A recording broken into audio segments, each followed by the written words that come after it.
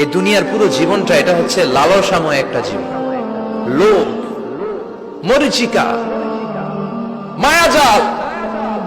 এই মায়াজালে আমরা আটকে আছি, ফলে মৃত্যুর কথা আমরা ভুলে গিয়েছি।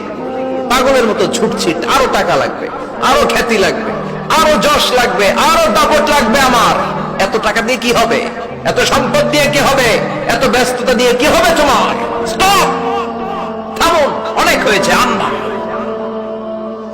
থামুন, take a rest, take a breath and think about death. Think that you have to go back to your Lord. একটু বসেন না, একটু ভাবেন যে আমাকে চলে যেতে হবে, চলে যেতে হবে। এই কোলাহল, এই ব্যস্ততা, এগুলো থাকবে, থাকবো না আমি। সাইয়েদনা ওমর ফারুক বলেছেন, মুতু ক্বাবলা আন তামুতু, মরার আগে একবার মরো। হাসিবু ক্বাবলা আন তুহাসাবু আলাইকুম, তোমার হিসাব নেওয়ার আগে তুমি একবার নিজের হিসাবটা করো না। কাগজ বের করে একটু লিখো না কি কি ভালো কাজ করছিলা, যেগুলো দিয়ে নাজাতের ওসিলা হতে পারে। 1 2 3, আর কি কি আকাম কুকাম করছো দেখো না, লিখে দেখো তোমার অবস্থাটা কি। মরার আগে একবার মরো।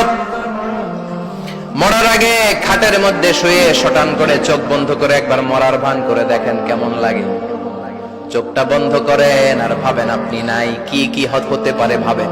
আপনার ছেলে মেয়েরা কান্না জুড়ে দিবে, আপনার প্রাণের স্ত্রী বিলাপ শুরু করে দিবে, বন্ধু বান্ধবের চিৎকার আর মাতম, স্থানীয় এলাকার মসজিদে ঘোষণা, অমুক এলাকার নিবাসী অমুক ভাই অমুকের ছেলে অমুক দুনিয়ায় নাই। সব আত্মীয়রা চলে আসবে, ফেসবুকে স্ট্যাটাস দেয়া হবে, সবাই সবাইকে জানাবে বিকাল 4টায় অমুক হাই স্কুল ময়দানে আপনার জানাজা। ছুটে আসবে, সবাই ছুটে আসবে আপনাকে শেষ বিদায় দিতে, গুড বাই জানানোর জন্য, আল ওয়াদা, বিদায় জানাতে আসবে সবাই। 4 তাকবীর দিয়ে আপনার জানাজা হবে, অশ্রুসিক্ত জানাজায় আপনার বিদায় হবে। কাঠের খাটিয়ার মধ্যে করে কাঁধে তুলে আপনার কবরে নেওয়া হবে। আগে থেকে খুঁড়ে রাখা কবরটার মধ্যে আপনারে বিছিয়ে দেয়া হবে। বাঁশের কচি দিয়ে তার উপরে মাটির চাপা দিয়ে সব চলে যাবে। ভাবেন না একবার চোখ বন্ধ করে, this is the circle of life, this is the nature of life. এটা সবার হবে, আমার হবে, আপনার হবে। এত মায়া, এত ভালোবাসা কই যাবে? কেউ থাকবে না, সবাই আপনার অন্ধকার কবরে রেখে দিয়ে চলে আসবে। উপরে বাঁশের কঞ্চি, তার উপরে মাটির চাপা, অন্ধকার আর অন্ধকার। এই অন্ধকার যেন শেষ হতে চায় না, শুধুই অন্ধকার, ঠিক কিনা? এজন্য আমাদের চলে যেতে হবে। দাদা গেল, চাচা গেল, মামা গেল, আমাদেরকেও যেতে হবে, জোরে কোন ঠিক কিনা? একদিন মাটির ভেতরে হবে ঘরে মন আমার, কেন বন্ধ দালান ঘর, প্রাণ পাখি উড়ে যাবে পিঞ্জর ছেড়ে।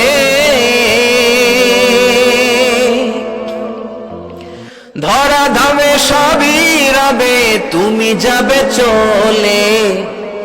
বন্ধু বান্ধব যত, মাতা পিতা দ্বারা সুত, সবই হবে তোমার পরে।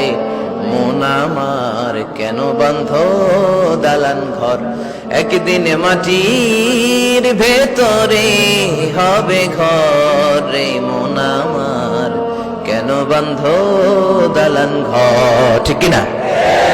সব পরে থাকবে, চলে যেতে হবে আমাদেরকে। এজন্য আখিরাতের কথা যেন আমাদের স্মরণ হয়। বিশ্বনবী বলতেন, নাহাইতুকুমান জিয়ারাতিল কবুর, আমি তোমাদেরকে কবর জিয়ারত করতে আগে নিষেধ করতাম, কিন্তু এখন নিষেধাজ্ঞা প্রত্যাহার করে নিলাম। এখন সব সময় তোমরা কবরের সামনে যাবা আর জিয়ারত করবা। কবরস্থানে জানতো, বড় কৃষ্ণপুরের এই গ্রামের কবরস্থান আছে কোন দিকে? পূর্ব দিকে আছে, গোখরার জলের ওদিকে। যান আপনারা, একটু যাবেন, একটু গেলে আখিরাতের কথাটা স্মরণ হবে। ওখানে ছোট শিশুরা শুয়ে আছে, কিশোর যুবকরা আছে, আপনার মতো তাগড়া যুবক, মুরব্বীরা আছে। এরা এই এলাকায় থাকতো, এরা আকাশ থেকে নেমে আসে না, এই এলাকার সন্তান, আজ নাই। একটা সার্টেন পিরিয়ড শেষে আপনিও থাকবেন না।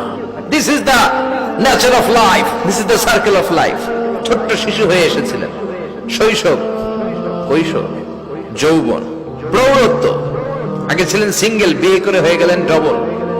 এরপরে আল্লাহ আপনাকে একটা মেয়ে দিল, এরপরে মেয়েকে বিয়ে দিয়ে শ্বশুর হলেন, এরপরে ওই মেয়ের ঘরে সন্তান হতে নানা হলেন। আর কতদিন? অনেক দিন হলো তো, অনেক লম্বা সময় পেয়েছেন আপনি।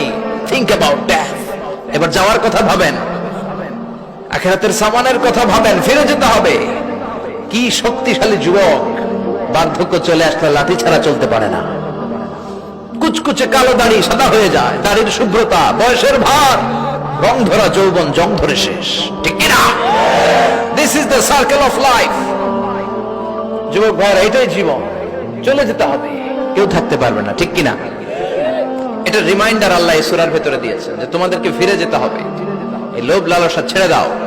রব্বুল আলামিন বলেন, আল্হাকুমুত তাকাসুর হাত্তা যুরতুমুল মাকাবির। ও গোলাম, দুনিয়ার সম্পদ, লোভ লালসা তোদেরকে পাগল বানিয়ে দিয়েছে। এই লোভ পাগলামি কোনোদিন তোদের থামবে না যতদিন না তোরা কবরে ঢুকবি, ঠিক কিনা? কার কথা? আল্লাহ বললেন, দুনিয়ার সম্পদ আর লোভ আর মোহে তোমরা গাফিল হয়ে গিয়েছো। আখিরাতের কথা বেমালুম তোমরা ভুলে গিয়েছো, কিন্তু আখিরাতে তোমাদের যেতেই হবে, কবরের বাড়িতে তোমাদের ঢুকতেই হবে, ঠিক কিনা? যেতেই হবে। আমরা ভুলে যাই।